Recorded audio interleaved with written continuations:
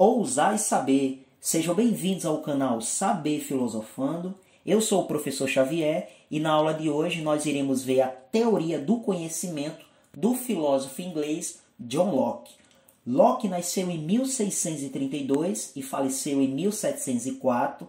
É um filósofo muito importante para os nossos estudos do Enem, uma vez que suas ideias estão bastante presentes na prova, como também é um filósofo importante para o nosso estudo de filosofia.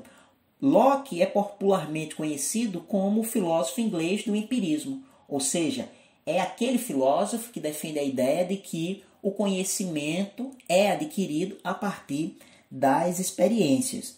Diferentemente da teoria do conhecimento de René Descartes, que defende a ideia de que os sentidos nos enganam. Se vocês ainda não viram uma aula relacionada a essa teoria do conhecimento de Descartes, eu sugiro que vocês dêem uma pausa nesse vídeo, vão lá nos cards relacionados ao pensamento de Descartes, que vocês verão a aula da teoria do conhecimento.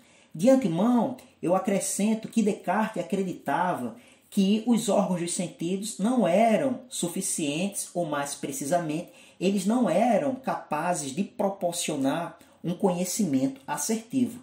Nesse sentido, Descartes acreditava que era por meio das capacidades intelectivas que o indivíduo conseguia adquirir um conhecimento assertivo, ou seja, era por meio da razão, por meio do logos, que o indivíduo conseguia adquirir o conhecimento verdadeiro.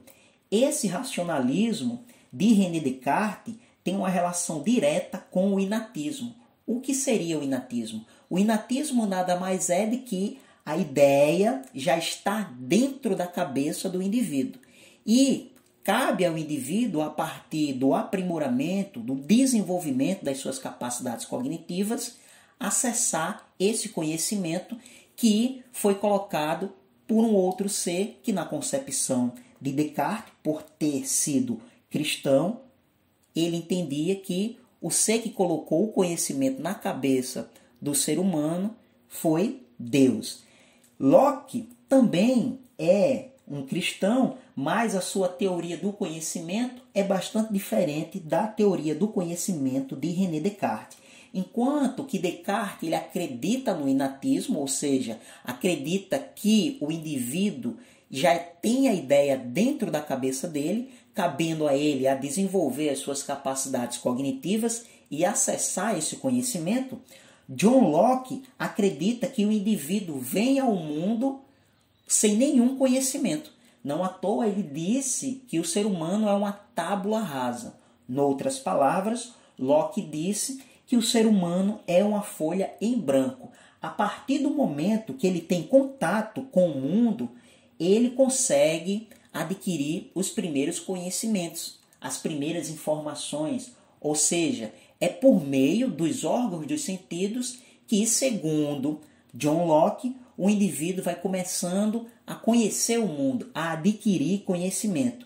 E só depois esse conhecimento ele é trabalhado dentro da cabeça do indivíduo, por meio das suas capacidades intelectivas, ou seja, por meio da razão. Em outras palavras, John Locke defende a ideia de que nada está no intelecto sem que antes tenha passado pelos órgãos dos sentidos. Se tomarmos aqui como exemplo a experiência que uma pessoa tem com a fragrância de uma flor, nós iremos entender as ideias que John Locke desenvolve no que tange ideias simples, que ele concebe como sendo ideias de sensação, e ideias complexas, que ele concebe como sendo ideias de reflexão. Nesse exemplo de uma pessoa que está tendo contato com uma flor a fim de sentir a fragrância dessa flor, ou uma rosa, como queiram, nós iremos entender que é por meio dos órgãos dos sentidos que as primeiras impressões da flor, ou até mesmo da rosa, são percebidas.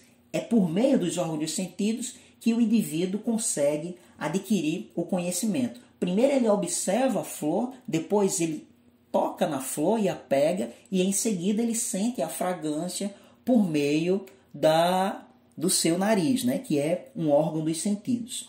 E nesse sentido, a partir desse momento que ele tem essa experiência com a flor, ele passa a querer desenvolver mais esse conhecimento que foi adquirido. E nesse sentido, ele começa a usar as suas capacidades intelectivas a fim de produzir a fragrância semelhante à que ele sentiu por meio da experiência que ele teve com a flor. E para isso, ele terá que aprimorar as suas capacidades intelectivas a fim de construir uma máquina que possa destilar, né, o óleo essencial, a fim de que possa, por meio desse óleo extraído a partir da flor, produzir a essência.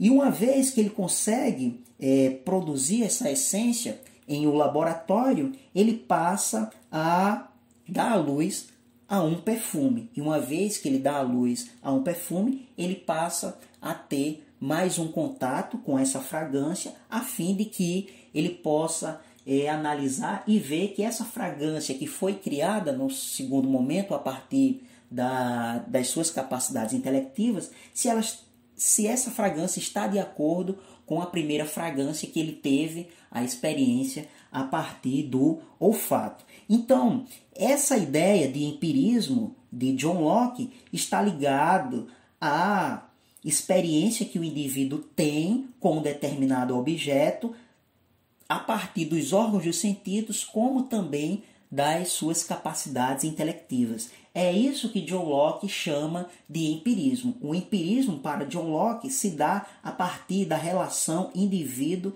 e objeto por meio da experiência. Mas essa experiência ela não se limita única e exclusivamente aos órgãos dos sentidos ou mesmo às capacidades intelectivas. Haja vista que John Locke desenvolveu, como foi mostrado aqui, as ideias simples que se dão a partir do contato que o indivíduo tem com o objeto por meio dos órgãos dos sentidos, como também as ideias complexas que elas se dão a partir das capacidades intelectivas que o indivíduo trabalha, ou mais precisamente usa, em cima do primeiro conhecimento que se deu a partir dos órgãos dos sentidos. É isso que John Locke chama de empirismo.